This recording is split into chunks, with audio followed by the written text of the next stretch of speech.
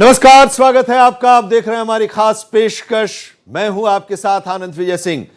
दशक बाद नेता प्रतिपक्ष, जी हां, एक दशक बाद भारत में मजबूत विपक्ष की वापसी हुई है और इसका सीधा असर संसद के सत्रों में दिखाई देगा। इंडिया गठबंधन की अगुवाई कर रहे कांग्रेस को लोकसभा में नेता प्रतिपक्ष का आधिकारिक पद मिलेगा। पिछले 10 साल में लोकसभा के अंदर नेता विपक्ष का पद खाली ही रहा था, क्योंकि स्पीकर ने कम सीटें होने की वजह से कांग्रेस को इस पद के काबिल नहीं पाया। लोकसभा में नेता प्रतिपक्ष बेहद ताकतवर पद होता है। सीबीआई चीफ से लेकर मुख्य चुनाव आयोग तक की नियुक्ति में इनकी आधिकारिक भागीदारी रहती है और इसके साथ ही लीडर ऑफ अपोजिशन केंद्र सरकार से सरकारी खातों की डिटेल की मांग कर सकता है। वहीं कांग्रेस वर्किंग कमेटी की बैठक में राहुल गांधी को नेता प्रतिपक्ष चुना गया है। हालांकि राहुल गांधी ने अभी तक अपनी अंतिम रजामंदी नहीं दी है, लेकिन कांग्रेस के साथ इंडिया गठबंधन के सहयोगी भी चाहते हैं कि संसद में विपक्ष की आवाज की अगुवाई राहुल गांधी ही करें। लीडर ऑफ ऑपोजिशन, दशक बाद असरदार विपक्ष।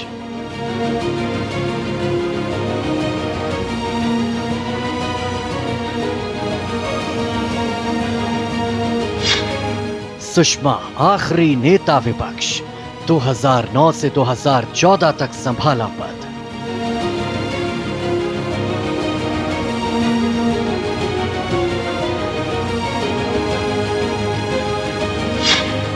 दस साल से पद खाली, 54 सांसदों तक नहीं पहुंचा अपोजिशन।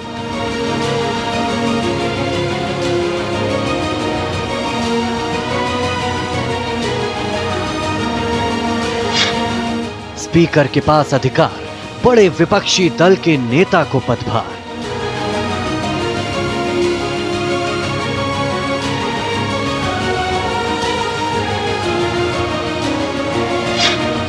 कांग्रेस पद की हकदार, राहुल गांधी पर आया दारोमदार।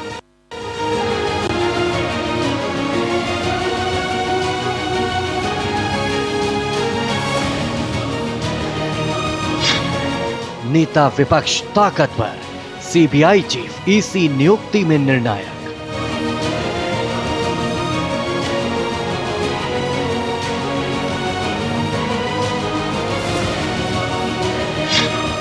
कैबिनेट मंत्री की सैलरी भत्ते, संसद सत्र में उठाए बड़े मुद्दे।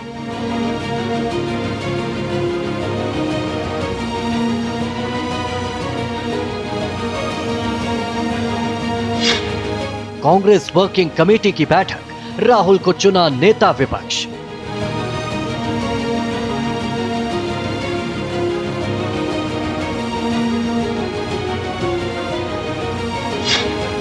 राहुल की रजामंदी का इंतजार, इंडिया गठबंधन का मिला साथ।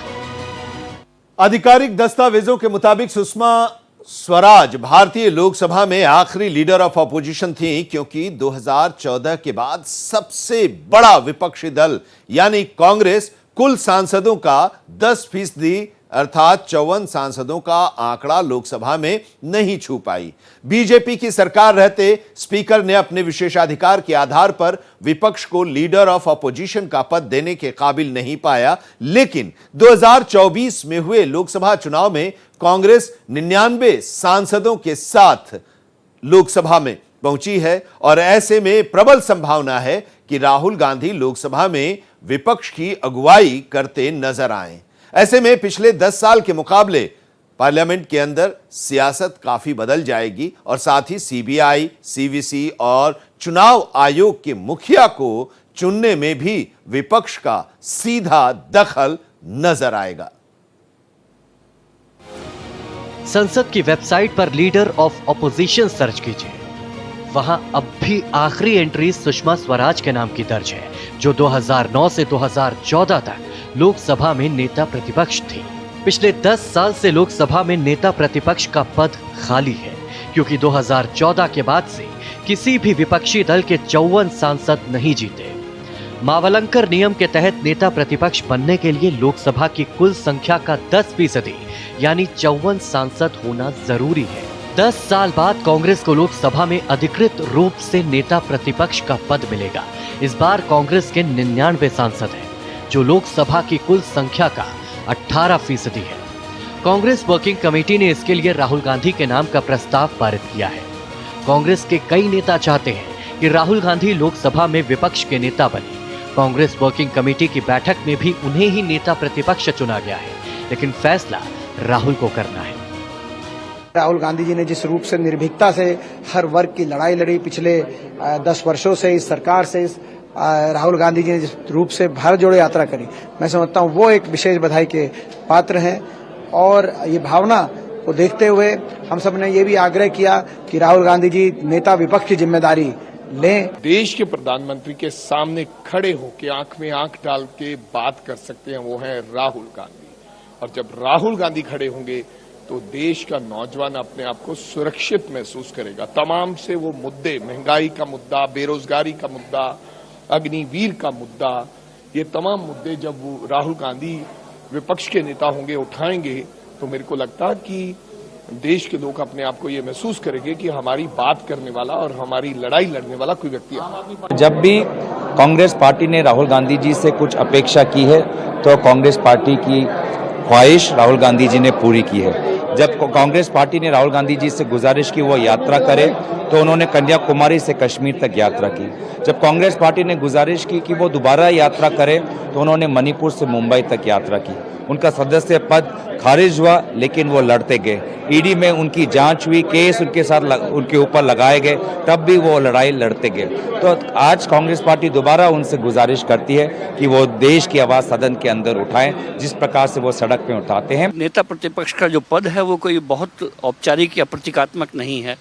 जो 55 सांसदों वाली सबसे बड़ी पार्टी होती है उसको वो मिलता है, और इस बार कांग्रेस उस थ्रेशोल्ड को पार कर पाई है। तो अगर एक औपचारिक रूप से आपके पास प्रतिपक्ष का नेता है तो उसके पास बहुत पावर होती हैं, जैसे कि इवन सीटों का बैठने का फैसला तक उनसे पूछ के होता है कि अगली कतार में कौन बैठना चाहिए। अगर विपक्ष के नेता हैं तो अगले 4-5 कतार में जो 6 सीटें हैं वो उन पर कौन बैठेगा, सेकंड पर कौन बैठेगा। फिर जो रोज़ बिजनेस एडवाइजरी कमेटी की मीटिंग होती है उसमें नेता प्रतिपक्ष से भी एजेंडा पूछा जाता है कि आप किस मुद्दे पर बात करना चाहते हो। उसके बाद वेरियस जो कमेटीज़ हैं संसद की, उनमें भी उनकी राय होगी। तमिलनाडु के विरुधुनगर से कांग्रेस सांसद मणिकम टैगोर ने सबसे पहले ट्वीट करके कहा था, मैंने अपने नेता राहुल गांधी के नाम पर वोट मांगी। मुझे लगता है कि उन्हें लोकसभा में कांग्रेस का नेता होना चाहिए। मुझे उम्मीद है कि जीते हुए कांग्रेस सांसद भी यही सोचते होंगे। देखते हैं कांग्रेस संसदीय दल क्या फैसला करता है। हम एक लोकतांत्रिक पार्टी है। मणिकम टैगोर की मांग को समर्थन देते हुए कांग्रेस के राज्यसभा सांसद विवेक तनखा ने भी इस पर सहमति जताते हुए कहा कि राहुल जी ने लीडरशिप की है, वो ही हमारे अभियान का चेहरा थे। न केवल कांग्रेस के अंदर से ये आवाजें आ रही हैं, बल्कि गठबंधन के साथ ही शिवसेना के संजय राउत और विदुथलाई चिरुथिगल काची के थोल थिरुमावलवन जैसे विपक्षी नेता भी राहुल को नेता प्रतिपक्ष बनता हुआ देखना चाहते हैं। इनका कहना है कि लोकसभा में राहुल को ही संसदीय दल की लीडरशिप की जिम्मेदारी लेनी चाहिए। संविधान में व्यवस्था है कि अगर सदन का नेता यानी प्रधानमंत्री और प्रतिपक्ष का नेता यानी कि अगर औपचारिक रूप से है, अगर वो खड़ा हो गया है तो बाकी कितने भी सदस्य खड़े हों उनको बोलने का अवसर दिया जाता है। फिर अगर प्रतिपक्ष का नेता चाहे तो वो किसी भी विषय पर उठकर खड़ा होकर बात कर सकता है, उसके लिए नोटिस देने की ज़रूरत नहीं है। तो ये बहुत महत्वपूर्ण हो जाता है कि विपक्ष को 10 साल बाद जो प्रतिपक्ष का पद मिल रहा है वो बहुत मायने रखेगा। ऐसा नहीं है कि कभी गांधी परिवार से कोई नेता प्रतिपक्ष नहीं रहा है। राहुल के पिता राजीव गांधी 1989 में नेता प्रतिपक्ष रहे हैं। इसके बाद उनकी मां सोनिया गांधी भी 1999 में पूरे 5 साल विपक्ष के नेता रही हैं। यदि राहुल नेता प्रतिपक्ष नहीं स्वीकार करते हैं तो दूसरे नामों पर चर्चा हो सकती है।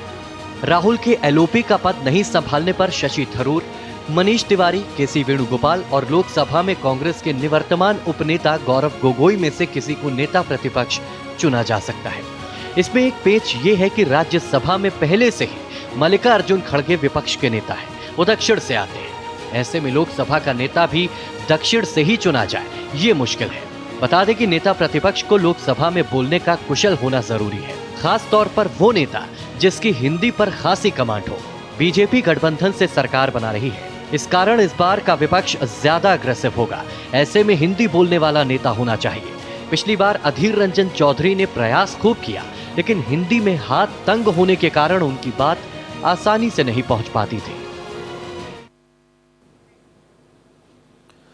लोकसभा में नेता प्रतिपक्ष का चुनाव पार्लियामेंट एक्ट 1977 के आधार पर होता है। हालांकि पिछले एक दशक में केंद्र सरकार के 2 कार्यकालों के दौरान स्पीकर ने मावलंकर नियम के चलते कांग्रेस को नेता प्रतिपक्ष का पद नहीं दिया था। पार्लियामेंट एक्ट 1977 और मावलंकर नियम में नेता प्रतिपक्ष चुनने की प्रक्रिया अलग अलग है। 2014 में बनी मोदी सरकार के दौरान मल्लिकार्जुन खड़गे ने लोकसभा में विपक्ष की अगुवाई की और वहीं 2019 के बाद अधीर रंजन चौधरी कांग्रेस का मुख्य चेहरा बने। लेकिन इन दोनों में से किसी को भी स्पीकर ने लीडर ऑफ ऑपोजिशन नहीं माना था। मोदी 1.0 और मोदी 2.0 के कार्यकाल में कांग्रेस पार्टी को मावलंकर नियम के चलते नेता प्रतिपक्ष का पद नहीं दिया गया था। हालांकि leader of opposition in parliament act 1977 में 10% का कहीं भी उल्लेख नहीं है। संसद के किसी भी सदन में विपक्ष के नेता का अर्थ है राज्यसभा या लोकसभा में विपक्ष के सबसे बड़े दल का वो नेता जिसे राज्यसभा का सभापति या लोकसभा का अध्यक्ष मान्यता देता है। यदि विपक्ष में 2 या अधिक पार्टियों के नंबर एक जैसे हो तो सभापति या अध्यक्ष पार्टी की स्थिति के आधार पर फैसला लेते हैं। उदाहरण के लिए 2015 दिल्ली विधानसभा चुनाव में बीजेपी की केवल 3 सीटें आई थी। ये कुल सदस्यों की 10% नहीं थी। बावजूद इसके विधानसभा अध्यक्ष रामनिवास गोयल ने बीजेपी के विधायक विजेंद्र गुप्ता को नेता प्रतिपक्ष की मान्यता दी थी।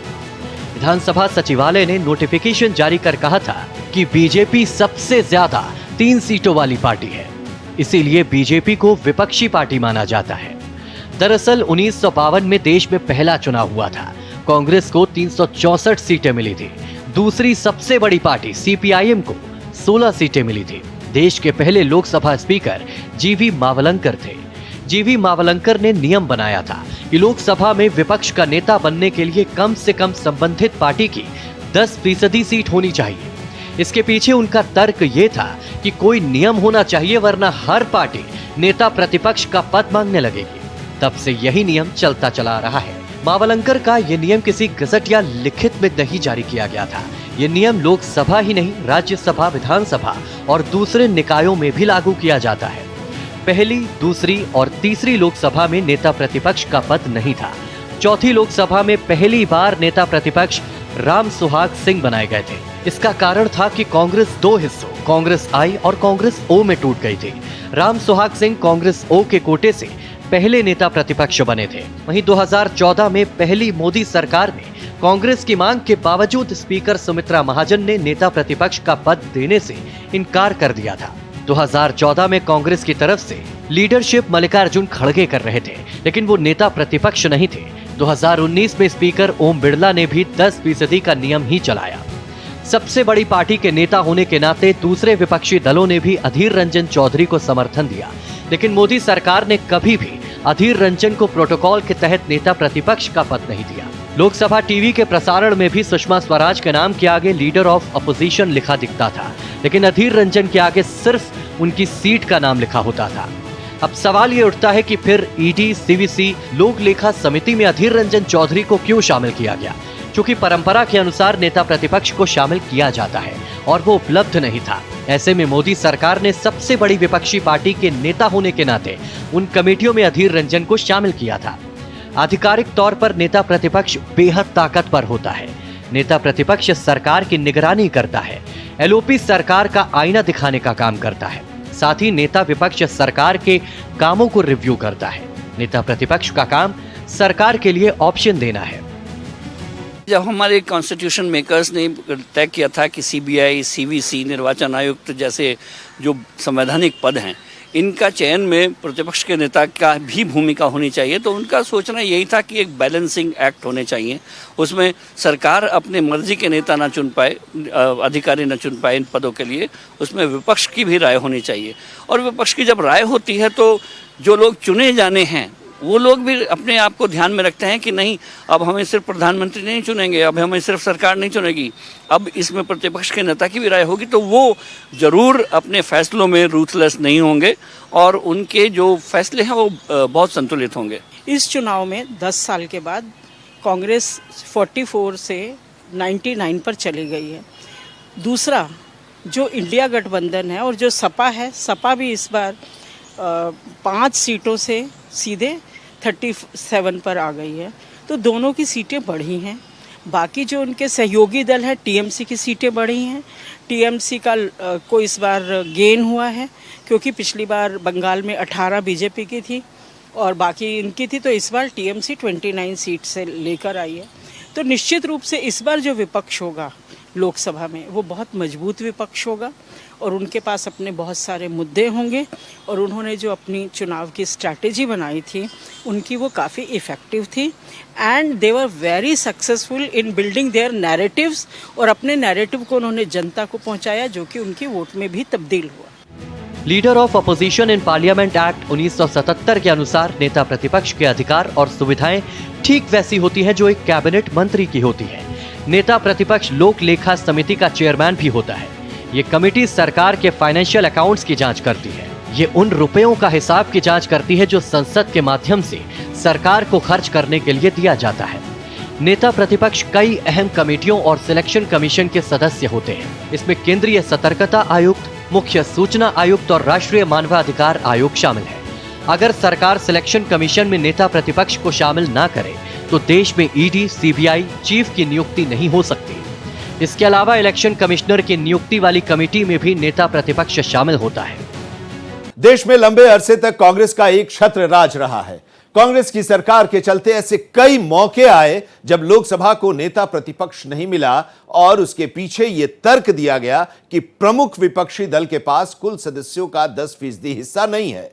हालांकि नेता प्रतिपक्ष चुनने के मावलंकर की 10% नियम को 2014 में सुप्रीम कोर्ट में भी चुनौती दी गई थी, लेकिन सर्वोच्च अदालत ने मावलंकर नियम को रद्द करने से इनकार कर दिया था। 8 अगस्त 2024 को सुप्रीम कोर्ट ने मावलंकर के 10% नियम को रद्द करने से इनकार कर दिया था। इसी आधार पर पहली मोदी सरकार ने कांग्रेस को नेता प्रतिपक्ष का पद देने से इनकार कर दिया था। इसके बाद कांग्रेस नेता प्रतिपक्ष पद पाने के लिए सुप्रीम कोर्ट गई थी। तत्कालीन चीफ जस्टिस आरएम लोढ़ा की अध्यक्षता वाली पीठ ने कहा कि मावलंकर का नियम एक संवैधानिक प्रावधान नहीं था, बल्कि सदन चलाने के लिए सदन के अध्यक्ष द्वारा विकसित की गई प्रक्रिया थी। सदन में अध्यक्ष का फैसला न्यायिक समीक्षा के दायरे में नहीं आता।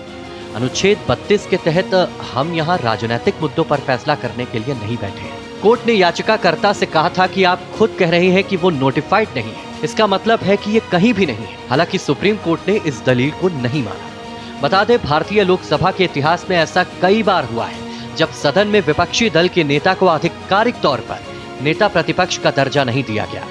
पहली, दूसरी, तीसरी, छठी, 7वीं, 8वीं लोकसभा में नेता प्रतिपक्ष का पद खाली था। ये डेमोक्रेसी है। अगर हमारे यहाँ ये कॉन्स्टिट्यूशन में या हमारे संसद में ये प्रावधान है कि नेता प्रतिपक्ष भी मीटिंगों में शामिल होगा। वैसे आप अगर पॉलिटिकल सिस्टम सब कंट्रीज़ का पढ़ें तो ऑपोजिशन को शैडो कैबिनेट भी बोला जाता है कई सिस्टम्स में। तो मुझे लगता है कि क्योंकि ये साझे निर्णय, सहमति से निर्णय होते हैं। नेता प्रतिपक्ष तो पिछली बार भी थे, अधीर रंजन थे ना लोकसभा में कांग्रेस की ओर से, तो ऐसा मुझे लगता है कि और उनकी सहमति भी होगी। तो निश्चित रूप से इस बार मतलब जो पहले वो अपनी इच्छा से कर लेती थी बीजेपी या रादर एनडीए हम कहें, तो इस बार थोड़ा उनके ऊपर विपक्ष का दबाव बनेगा। 1984 में इंदिरा गांधी की मौत के बाद कांग्रेस को 415 सीटों पर विजय मिली थी। तब लोकसभा के महासचिव रहे सुभाष कश्यप के मुताबिक उस समय बीजेपी नई पार्टी थी और उसके केवल 2 नेता सदन में पहुंचे थे। उस समय एक और नई पार्टी थी, तेलुगु देशम पार्टी यानी टीडीपी। वही टीडीपी जिसके साथ आज मिलकर बीजेपी अभी सरकार बना रही है। उस समय टीडीपी ने पहला चुनाव लड़ा था और 30 सीटें जीतकर वो दूसरे स्थान पर रही थी। तब भी leader of opposition in parliament act 1977 था, लेकिन कांग्रेस सरकार ने टीडीपी नेता पी उपेंद्र को विपक्ष के नेता का पद देने से इनकार कर दिया था। उस समय लोकसभा स्पीकर दिग्गज कांग्रेस नेता बलराम जाखड़ थे। तब जाखड़ के कमरे में टीडीपी के 3 सांसद गए थे और उन्होंने नेता प्रतिपक्ष को लेकर बात की थी। उन्हें जाखड़ की तरफ से कहा गया कि टीडीपी को नेता प्रतिपक्ष का पद देना संभव नहीं होगा, क्योंकि भारतीय लोकसभा हाउस ऑफ कॉमन्स के उदाहरणों पर काम करती है। बता दें कि हाउस ऑफ कॉमन्स ब्रिटेन के निचले सदन को कहा जाता है। टीडीपी नेताओं को बताया गया था कि देश के पहले स्पीकर जीवी मावलंकर ने भी 1969 में बहुत छोटे विपक्ष के आधार पर बिना विपक्ष के पद के सदन चलाया था। उसी 10% के नियम के आधार पर आपको ये पद नहीं मिल सकता। तब भी उपेंद्र को संसदीय समूह और संसदीय दल का नेता माना गया, लेकिन उन्हें कभी भी विशेषाधिकार और प्रोटोकॉल नहीं दिए गए। उन्हें कभी नेता प्रतिपक्ष के रूप में नॉमिनेट नहीं किया गया। इसके बाद 1989 में राजीव गांधी पीएम पद से इस्तीफा देकर विपक्ष में बैठे थे और राजीव गांधी नेता प्रतिपक्ष बने थे। वहीं जब कांग्रेस ने 1984 में 415 सीटें जीती थी, तो उसने 1977 के कानून को न मानते हुए पूर्व स्पीकर का नियम चलाया। टीडीपी तब बड़ी पार्टी थी, लेकिन उसे विपक्षी पार्टी का दर्जा नहीं दिया गया। जब 2014 में कांग्रेस की 44 सीटें आई, तब कांग्रेस ने बड़ी पार्टी होने के नाते नेता प्रतिपक्ष मांगा, लेकिन बीजेपी ने उसे 1984 का उदाहरण देकर चुप करा दिया। कांग्रेस को लोकसभा में नेता प्रतिपक्ष का पद मिलने के बाद पिछले एक दशक के मुकाबले जो सियासत है उसमें कितना बदलाव आता हुआ दिखेगा। विपक्ष संसद में अपनी बात कितनी मजबूती से रख पाएगा। सियासत में किस तरीके का निर्णायक मोड़ दिखेगा। भारत एक्सप्रेस के लिए कैमरामैन पवन शर्मा के साथ कोमल शर्मा। 99 सांसदों के साथ लोकसभा पहुंची कांग्रेस को एक दशक बाद आधिकारिक तौर पर नेता प्रतिपक्ष का पद मिलेगा। कांग्रेस वर्किंग कमेटी में राहुल गांधी को नेता विपक्ष चुना गया है। हालांकि अभी तक राहुल ने संसद में यह जिम्मेदारी संभालने की हामी नहीं भरी है, लेकिन चुनाव प्रचार में उनकी अगुवाई को देखते हुए प्रबल संभावना है कि राहुल लोकसभा में नेता प्रतिपक्ष के तौर पर सरकार को घेरते नजर आएंगे। इसके साथ ही राहुल गांधी की भूमिका सीबीआई चीफ इलेक्शन कमीशन और सीवीसी को चुनने में भी अहम होगी। लीडर ऑफ अपोजिशन संवैधानिक तौर पर केंद्र सरकार से संसद के जरिए जारी किए गए फंड पर जवाबदेही मांग सकता है। लिहाजा सियासी लिहाज से इस बार संसद के सत्रों में गर्माहट रहने के पूरे आसार हैं, जिसका असर आने वाले तमाम चुनावों पर भी पड़ता दिखेगा। तो हमारी आज की इस खास पेशकश दशक बाद नेता प्रतिपक्ष में अभी इतना ही, लेकिन देश और दुनिया की तमाम अहम खबरों के लिए देखते रहिए भारत एक्सप्रेस।